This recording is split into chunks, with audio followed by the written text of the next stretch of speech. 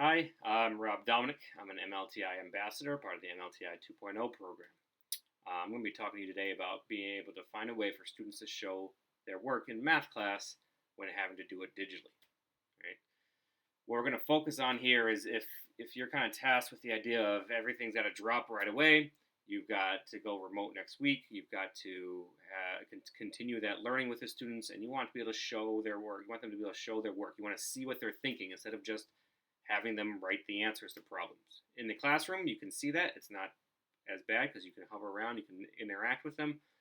But digitally, definitely more difficult. We're going to talk about ways to work around that today. One of the ways, anyways, to work around that today. We got a few that we can work with. All right. So the issue with doing it math digitally is that it's much more difficult to have them show their work and thinking. Right? You want to be able to have them, as difficult as it is sometimes, write out step by step, determine what went wrong, show them the mistakes, have them work through it. But when it's rote problems, when you're just asking them to solve math problems, they've got Wolfram Alpha, they've got Photomath, they've got these options that they can just type in or take a picture and it's going to do it for them. You're not sure about the integrity of it at that point. So what we want to do is be able to have them explain things as they go. So this doesn't have to be a complete 180 to change things. It's more of just a slight shift in what we're asking them to do, right? A little blend in the direction. We're going to slowly mold things until it looks like something else, but it's not crazy. It's not a complete change because we don't need classroom teachers who are already booked up. We don't need them to be more stressed out and worried about things. So, why, right? We got to dig into why are we asking students to show their work? One, it shows them that they did it.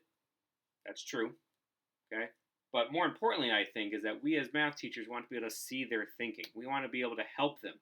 We want them to check their own work. If they can't write it down, they can't go back and check it when things inevitably probably go wrong at some point. They want to look back, have that independence, have that self-reflection. And then if they're showing their work, we can help them identify and help any misunderstandings that are going on. But if they're not, it's much more difficult. Right? It's always related to kind of like going to a doctor. If you can't talk about the symptoms and what's going on, it's hard for them to figure out exactly where the problem is. That's what we want students to do. We want them to be able to tell us why so that we can get into their heads, see their thinking, right? Help them explain themselves because they might have the right idea, just something went wrong along the way. So, giving math digitally to students is not that unlike in a classroom. We've got the content we've got that we deliver to them, we've got the practice time that we want them to work with the materials, and then we finally have the feedback, which can be the most important piece, be able to help them understand what's going on. And that's why we want their thinking, because that helps us give the feedback in the end to help make adjustments for next time. So what we're going to talk about briefly is how to be able to have them do the content and the practice and the feedback finally in an online environment, because it's definitely not as easy. All right, content's a little bit more straightforward, but the practice and feedback, we're going to look at a tool today that's going to help us out with that. Remember, though, as we go along here, it's not going to be perfect. It's not going to be what you thought it was in person. It's going to feel different. That's okay. Right? It's going to feel different what we ask them to do. Don't get too down on yourself. Right? We're going to do the best we can with this. We're going to help them think. As long as they're thinking and talking, explaining, and interacting with you, we're going to work out just fine with them. Okay? So, you have plenty of options online for rote tools. If students need to practice online, they can go to IXL, they can go to Alex, they can go to thatquiz.org. Plenty of sites. There's many, many, many more out there. And that's going to give them the answer. Some of them might tell them why and might give them a review that they can check out. But it's not the same as that interaction with a teacher, where you can help them and you can dig into their thinking and you can treat them like that person and that mindset that they have instead of just right or wrong that these programs do. Okay? So the tool we're going to talk about today that's going to help us with that, ultimately anyways, dig into these students' thinking that we want to see is Desmos. Definitely a popular tool among math content. We're just going to talk about the features of it. We're going to explain about how you can dig into the students' thinking with the shift that we talked about earlier, where we're not just going to ask them to solve problems. We have to shift that a little bit. We're going to get to that in a second. So let's talk about delivering content first. We'll talk about this briefly here. When you go deliver content, one popular way, Google Jamboard or any other online whiteboard. But I like Google Jamboard because it fits with the Google Workplace. I can save them. It works just like Docs and slides. You can share them. You can save them places. So you can see all of mine from the last year. I didn't title some of them, but I have a bunch solving two-step equations, interval notation, fraction percent, or rates and percent. We did fractions on here, all kinds. This was my digital whiteboard where I can write things down, save it for students, give them a copy, have them collaborate. Okay, if you need to find out more about it, there's more out there, or you can check the resource information that we have in this map that we've made for you, a slide deck. Maybe besides just a live presentation of content, you want to be able to save it, or you want students to be able to do it asynchronously. This is where Edpuzzle can come in. Edpuzzle is a way to deliver content where you can have videos for students that you make, and you can have questions embedded along the way that they answer, so you can check to make sure the understanding is happening. So another way to deliver content.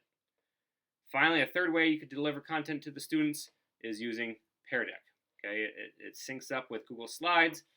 Maybe you like to prepare slides as part of your normal teaching pedagogy, and you have things ready to go. It's a small adjustment then to be able to take this, make it work with Pear Deck, allow students to ask questions, right? A text maybe as you go along, so then that a text box as you go along, so they can ask questions about certain slides as you go.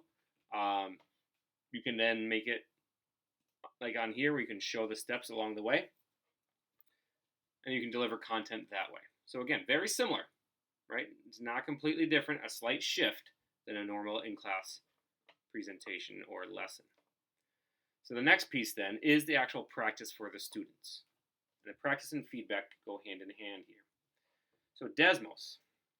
On Desmos, if you go to teacher.desmos.com, that's where you can go and get your teacher account, and you can have your collections saved. Here we go, now loaded. And you can build them up, and you can find ones that are already made. You can make your own. We'll do a deeper dive into Desmos later on. But for right now, we're just going to use some that might be already there, found, or already collected. So I'm going to go back to the one I just had, which is the gym membership. So I'm thinking that this is a unit that I'm doing on graphing linear equations. So linear systems, gym membership is going to do that for me.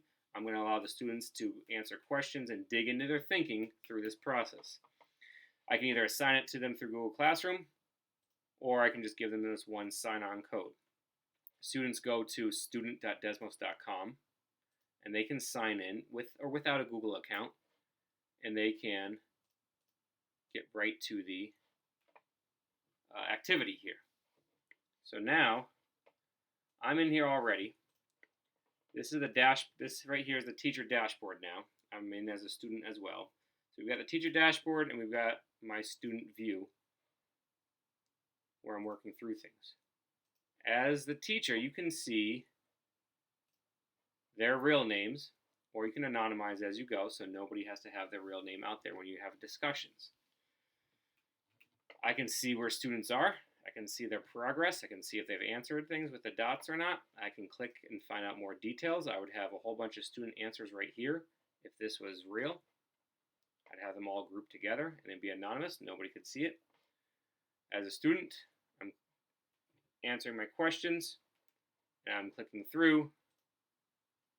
Each time I click through an answer, I will get an option to see other students' answers, so I can see what they say. And then finally, or I can also do graphs like you would with Desmos. You can show your work that way. But what we want to talk about right now is the questions, the actual questions that I'm asking on Desmos. And this is, again, that shift, the main part of it. Instead of me just saying, solve this problem, where do these two lines meet? Graph this line. I'm asking the students to explicitly tell me their thinking. Like this first question, what information do you think will be important in helping Mateo decide? So in this case, they're trying to figure out what gym membership would be the best. Okay, so I'd already written on here, you can see, on the teacher viewer, I can see the answer as well. I've already written that, the cost might be the most important. And you could have students explain more as they go along. The next question, still, I'm not asking them to solve anything. Describe the major differences you see among the plans. What do you notice?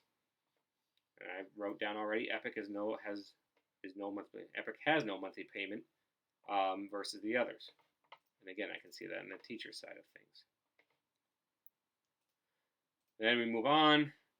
Considering these three options, Jordan, what are the least two questions you would ask Mateo to help him choose the plan that's best for him? So this is, again, where you're digging into students' thinking. Are they really understanding what math concept you're trying to get through to them? The y-intercept, the initial money to join, the monthly thereafter, which is going to be your slope, and you can tie that into that discussion.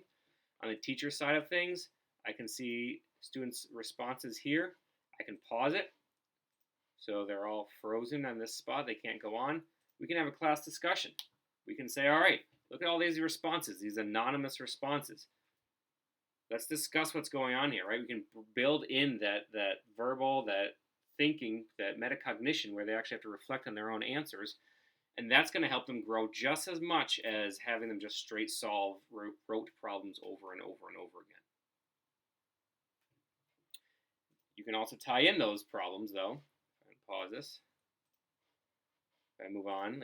I want them just to graph. Maybe part of it is I just want them to graph. Let me know that they can actually do it. So they're not doing this by hand, obviously. They're not plotting points, but they can still you can still make sure they know what the y-intercept represents. They know what the slope represents, and they can type it in here, and they can have it appear. So if we have y equals $10 a join and $20 a month, we already have that $15 a month and $50 to join. So you can type that in and you can see the responses this way as well from the teacher view. And here they are appearing on the teacher dashboard.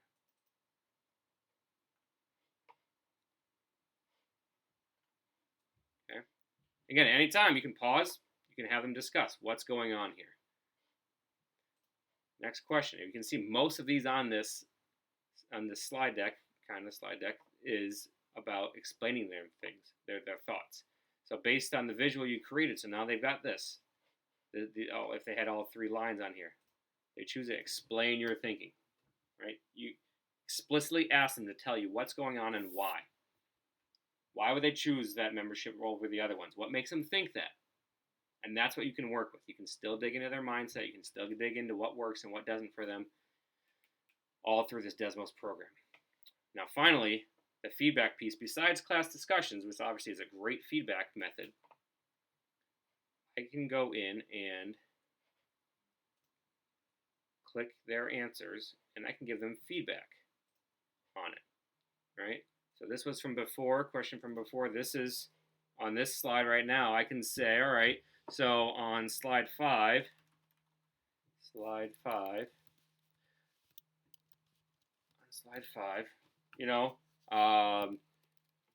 what happens if you go longer than 5 years, right? Whatever it may be. You can help them dig into their thinking a little bit more, and you can have them either respond again back, or you can have that discussion on the side through some other venue, another App Smash, Flipgrid, Google Classroom, something like that, where you can continue this conversation a little bit further, if you don't just pause and talk to them all at once. So that covers then, delivering the content to the students, whatever method you're comfortable with. You don't have to change it completely, just shift it. Okay. Then you can have them practice the content through here on Desmos. You can have them go through these questions, and the questions is the biggest shift. What are you thinking? Why did you choose that? What's going to happen next? What's the first step? What's wrong on this problem? Just give them an error analysis problem. What's wrong on this problem? They can still have all those higher level thinking with this digital interaction. And then finally, of course, the feedback.